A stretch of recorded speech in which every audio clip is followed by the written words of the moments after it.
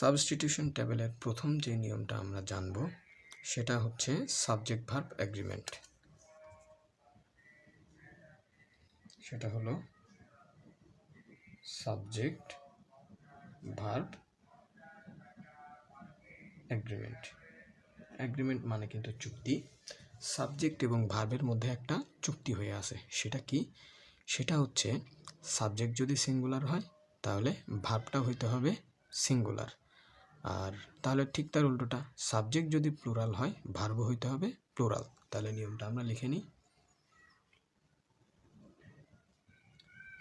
Singular subject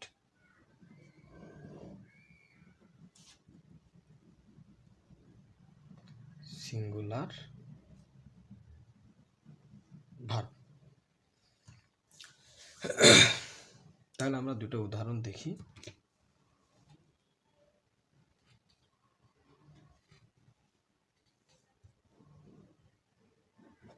দে, হি, makes, গো। এখন আসেন আমরা singular verb, plural verb, singular subject, plural subject চিনি। কোনো ভার্বের শেষে যদি, মেইন ভার্বের শেষে যদি এস বাই এস যুক্ত থাকে সে ভার্বটা হচ্ছে একটা সিঙ্গুলার ভার্ব। আর যদি ভার্বের শেষে এস বা ইএস যুক্ত না থাকে তাহলে সেটা প্লুরাল ভার্ব। প্লাস ঠিক তার উল্টোটা কিন্তু আমরা সাবজেক্টের ক্ষেত্রে জানি, কোনো একটা সাবজেক্টের শেষে যদি এস বা ইএস যুক্ত থাকে তাহলে কিন্তু সেটা প্লুরাল সাবজেক্ট হয়, এবং এস বা ইএস যুক্ত না থাকলে সেটা সিঙ্গুলার সাবজেক্ট হয়। ঠিক কিন্তু এই দুইটা উল্টো, এই ব্যাপারে আমরা কেউ কনফিউজড হব না। তাহলে আসেন দে, দে মানে তারা না? তাহলে তারা কি সিঙ্গুলার নাকি প্লুরাল? অবশ্যই প্লুরাল। আর হি, হি সিঙ্গুলার, প্লাস সে হচ্ছে থার্ড পারসন সিঙ্গুলার। এরপর আসেন মেক্স, এস বা ইএস আছে ভার্বের শেষে, তার মানে এটা একটা সিঙ্গুলার ভার্ব। এর শেষে এস বা ইএস নাই, তার মানে এটা একটা প্লুরাল ভার্ব। আবার দেখেন তাহলে কোনটার সাথে কোনটা মিলতেছে? Singular subject singular verb, plural subject plural verb. আবার দেখেন আরও একটা নিয়ম জানি না আমরা, যে সাবজেক্ট যদি থার্ড পারসন সিঙ্গুলার হয় তার ভার্বের শেষে এস বাই এস যুক্ত হয়। কেন যুক্ত হয় বুঝেছি এবার? হ্যাঁ, কেননা এস বাই এস যুক্ত হইলে সেই ভার্বটাকেও আমরা সিঙ্গুলার ভার্ব হিসেবেই ধরব। আরেকটা বিষয় জেনে রাখা ভালো, আমাদের যেই বক্সটা থাকবে সাবস্টিটিউশন টেবিলে তিনটা, এর ভিতরে প্রথমটা কিন্তু হচ্ছে সাবজেক্ট। প্রথম বক্সে যারা থাকবে তারা সবাই সাবজেক্ট, দ্বিতীয় বক্সের সবাই হচ্ছে ভার্ব, তৃতীয় বক্সের সবাই হচ্ছে অবজেক্ট। এটাকে অনেকে এক্সটেনশন বলে, তবে আমরা চিনব সাবজেক্টিভ কমপ্লিমেন্ট। সাবজেক্টিভ কমপ্লিমেন্ট হিসেবে, অর্থাৎ সাবজেক্টের একটা কমপ্লিমেন্ট। এখানে যেই কমপ্লিমেন্টগুলো থাকবে তার মধ্যে কোনটা সাবজেক্টের সাথে মিলতেছে, কোনটা সাবজেক্টের আরেকটা পরিচয় বহন করতেছে, সেই অনুযায়ী আমরা এই সাইডের সেন্টেন্সটাকে সিলেক্ট করব। তাহলে সাবজেক্টিভ কমপ্লিমেন্টকে আমরা কি বলতে পারি? সাবজেক্ট এর আরেকটি পরিচয়। এই জিনিসগুলো সবাই সুন্দর করে নোটে তুলে রাখবেন। এগুলো এখন থেকে শুরু করে ইন্টারের শেষ পর্যন্ত দেখবেন এই সাবস্টিটিউশন টেবিলটা থাকেই, একবারে ক্লিয়ার করে ফেলেন, নোট করে রাখেন, আজীবন এটা কাজ করবে। এবং আমাদের ইংলিশ ফার্স্ট পেপারের ক্ষেত্রে যে মেকিং সেন্টেন্সটা থাকবে সেখানে কিন্তু দুইটা ভাগ থাকবে। তার ভিতরে প্রথম এই দিকের যে ভাগটা থাকবে সেটা সাবজেক্ট আর ভার্ব আগে থেকে মিলাই দিবে। আমাদের সেক্ষেত্রে সাবজেক্ট ভার্ব এগ্রিমেন্টটা লাগবে না, সেক্ষেত্রে জাস্ট সাবজেক্টিভ কমপ্লিমেন্টের ব্যাপারটা জানলেই চলবে।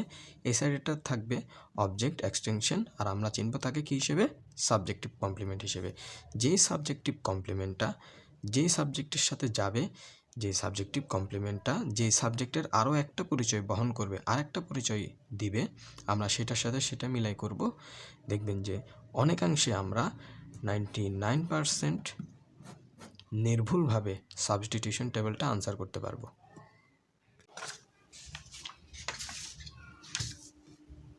এর পরবর্তীতে যে নিয়মটা আমরা জানব সেটা হচ্ছে ট্রানজিটিভ ভার্ব। এটা কোনো অবজেক্ট গ্রহণ করে কি না।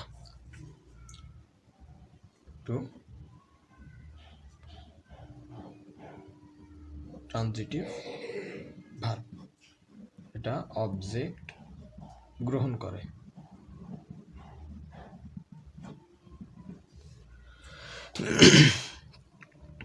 এর অবজেক্টে যদি আমরা কাকে কি প্রশ্ন করি তার উত্তর পাওয়া যাবে।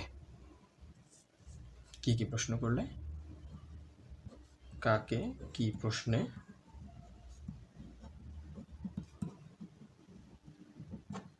কি প্রশ্নে যদি উত্তর পাওয়া যায়,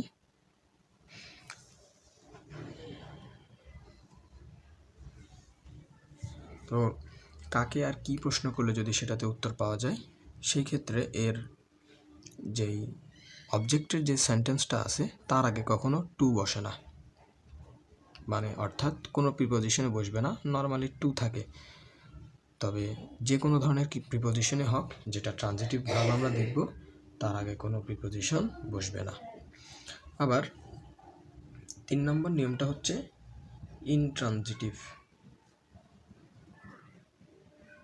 ইনট্রানজিটিভ ভার্ব। যদি কাকে কি প্রশ্ন করা হয় তার উত্তর পাওয়া যায় না, উত্তর না পেলে,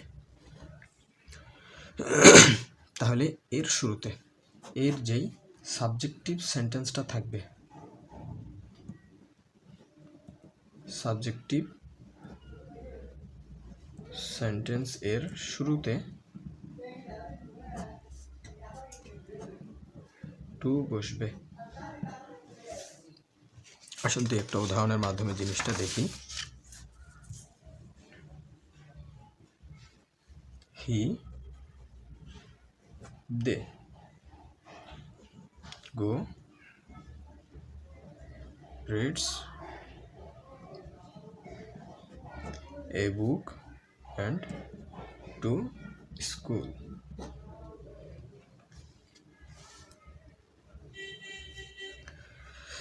তাহলে আসেন, হির সাথে তো নর্মালি রিডস হবে, আমরা আগের নিয়মের মাধ্যমে বুঝতেছি, আর দের সাথে হবে গো। এখন গোকে প্রশ্ন করেন কি করে, কাকে করে। গো অর্থ যাওয়া,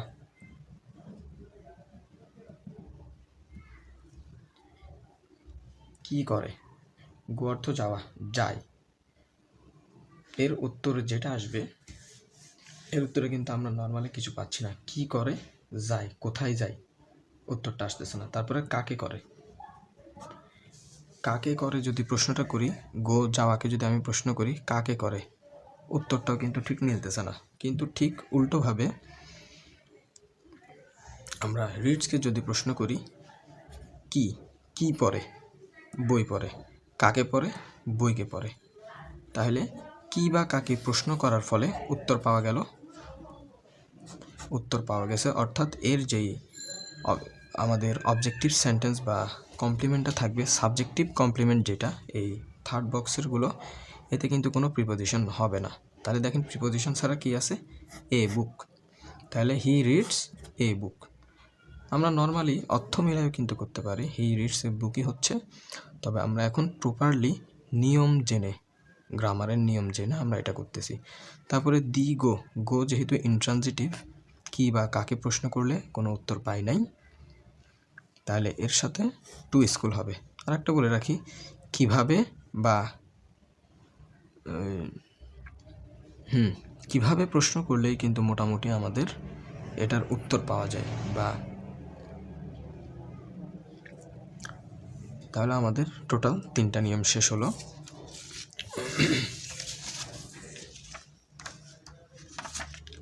এরপরে হচ্ছে 4 নম্বর নিয়ম, যাতে আসে structure.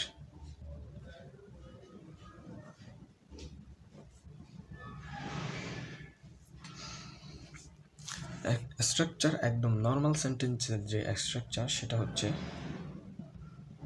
Subject plus verb plus extension, এটাকেই বলা হয় অবজেক্ট। আর এটাকে আমরা বলবো সাবজেক্টিভ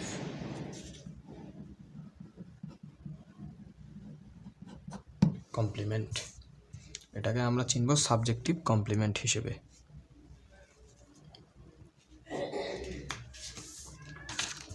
তাহলে আমরা নিয়মটা আরেকটু লিখে নিই, স্ট্রাকচারটা subject plus be verb plus subjective complement.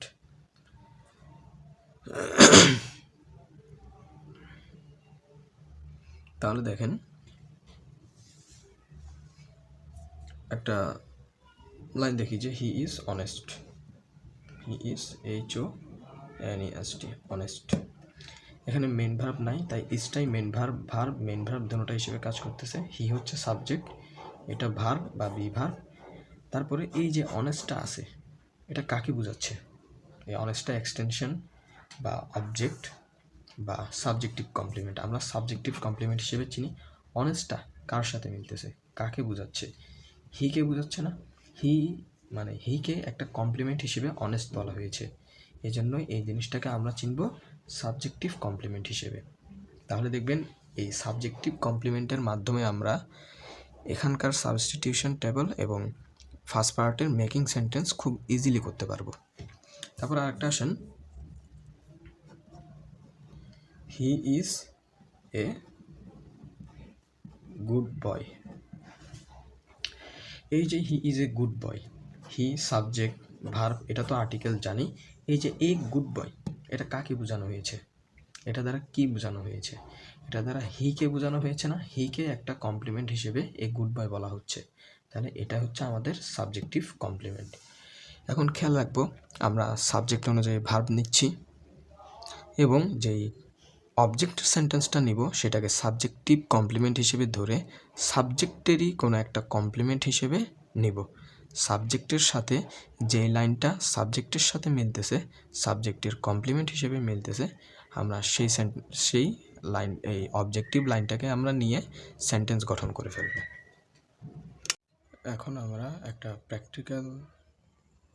Practically table practice করার মাধ্যমে দেখব যে আমরা যে নিয়মগুলো জানলাম সেগুলো কীভাবে কাজে আসবে। এখানে আমরা যে কোনো টেবিল দেখার পরে সর্বপ্রথম ঠিক করে নিব আমাদের এই বক্সের যা দেয়া আছে সবগুলো হচ্ছে সাবজেক্ট, এই বক্সেরগুলো সবগুলো ভার্ব, আর এগুলো হচ্ছে আমাদের অবজেক্ট, আর আমরা চিনছি কি হিসেবে? সাবজেক্টিভ কমপ্লিমেন্ট হিসেবে। তাহলে মোস্ট বাংলাদেশিস সাবজেক্টের শেষে এস বা ইএস আছে, তাহলে এটা হচ্ছে আমাদের plural subject. Both food items সাবজেক্টের শেষে এস আছে, তাহলে এটা হচ্ছে আমাদের প্লুরাল সাবজেক্ট। এরপর হচ্ছে পালসেস, পালসেস অর্থ কিন্তু ডাল। এটা ডালটা আমরা নর্মালি কিন্তু এটা সিঙ্গুলার সাবজেক্ট হিসেবে ধরে, কিংবা আমরা যেহেতু সাবজেক্টের শেষে এস বা ইএস আছে আমরা এটাকে প্লুরাল সাবজেক্ট হিসেবে ধরতে পারি। এরপর হচ্ছে বোথ রাইস অ্যান্ড পালসেস, এখানে রাইস এবং পালস দুটোর কথাই বলা হয়েছে, তাহলে এটা অবশ্যই প্লুরাল সাবজেক্ট। এরপরে হচ্ছে আমাদের ভার্ব, ভার্ব আর আমরা জানি এটা হচ্ছে একটা প্লুরাল। কন্টেইন ভার্বের শেষে কোনো এস বা ইএস নাই, তাহলে এটা হচ্ছে আমাদের প্লুরাল ভার্ব। এবং হ্যাভ অর্থ তো আমরা সবাই জানি আছে, এটা আমরা সিঙ্গুলার বা প্লুরাল দুটো হিসেবে ইউজ করতে পারবো। এরপর আসেন যে আমরা দেখি নেসেসারি ফর আওয়ার হেলথ, কী কী কমপ্লিমেন্ট দেওয়া আছে necessary for our health. A good percentage of fat, a high amount of carbohydrate, high energy content too fond of rice and pulses. দেখেন তো, fond of rice and pulses আমি যদি এই subjective complement হিসেবে ধরি, এই সাবজেক্টিভ কমপ্লিমেন্টটা এখানে কোন সাবজেক্টের সাথে মিলতেছে? ফুড আইটেমের সাথে মিলে, পালসের সাথে মিলে, রাইস অ্যান্ড পালস দুটোটার সাথে মিলে না। রাইস অ্যান্ড পালস কে পছন্দ করতে পারে? মোস্ট বাংলাদেশিস না? তাহলে আমরা সেন্টেন্সটা এভাবে বানাতে পারি না? তাহলে মোস্ট বাংলাদেশিস এটা একটা প্লুরাল, তাহলে ফার্স্ট সেন্টেন্সটা লিখে ফেলতেছি, মোস্ট বাংলাদেশিস। তারপরে আমরা এর সাথে একটা ভার্ব নেই। ভার্ব কি? কন্টেইন। বাংলাদেশিরা কি কোনো কিছু কন্টেইন করতে পারে? না, বাংলাদেশি এরা মানুষ, একটা বস্তুবাচক নাউন, এটা কোনো কিছু কন্টেইন করতে পারে না। তাহলে কি করতে পারে? হ্যাভ বাংলাদেশিতে থাকতে পারে। এটা আমরা অন্য কোনো সাবজেক্টিভ কমপ্লিমেন্টের সাথে মিলে কিনা সেই জিনিসটা দেখব। এখন মোস্ট বাংলাদেশিস আমরা ভার্ব হিসেবে প্লুরাল আর নিচ্ছি। আর তারপরে এটার সাথে কোন কমপ্লিমেন্টটা মিলছিল? Fond of rice and pulses. Fond of rice and pulses. আমাদের কিন্তু একটা সেন্টেন্স বানানো হয়ে গেছে।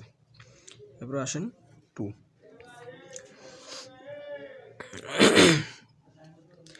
এরপর আমরা এই ভার্বটা নিই both food items.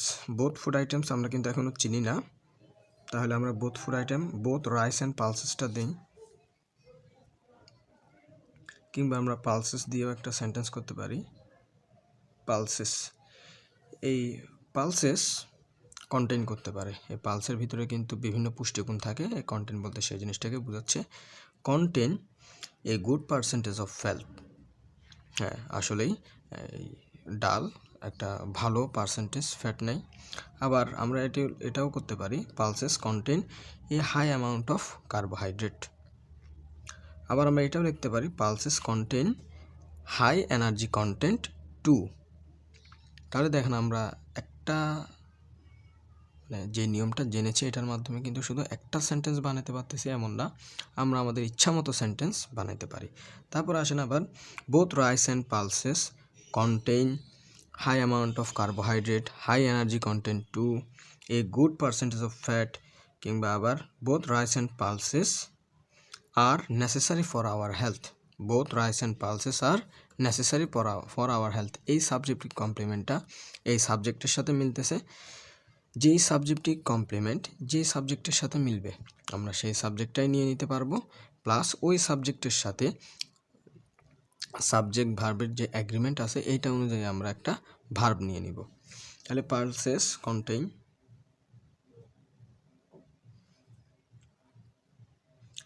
A good percentage of fat. আবার এটাকে আমরা আরেকটা কি লিখতে পারি? Pulses contain a high amount of carbohydrate। এবার আমরা কি দিতে পারি? Both rice and pulses. 3 নম্বর সেন্টেন্সটা বানাই আমরা, বোথ রাইস অ্যান্ড পালসেস। আমরা এই হ্যাভটাকে ইউজ করে কিন্তু আমরা একটা সেন্টেন্স বানাতে পারি, both rice and pulses have high energy content too, a high amount of carbohydrate, a good percentage of fat. আমরা যে কোনোটা ইউজ করতে পারি, যে কোনোটা ইউজ করে আমরা সেন্টেন্সটা বানিয়ে ফেলতে পারি, both rice and pulses have high energy content too. এরপরে pulses are necessary for our health. Both food items are necessary for our health, both rice and pulses are necessary for our health. আমরা যদি নিয়মটাকে ভালোভাবে বুঝি তাহলে দেখেন কত না কতভাবে আমরা সেন্টেন্স বানাইতে পারতেছি। তাহলে এর মাধ্যমে আমরা কিছু টেবল করার নিয়ম জানলাম এবং সেই নিয়মগুলোকে কিভাবে অ্যাপ্লাই করতে হবে সেন্টেন্স গঠন করার ক্ষেত্রে সেই জিনিসটা জানলাম। আশা করি আমরা সবাই ভালো বুঝতে পেরেছি।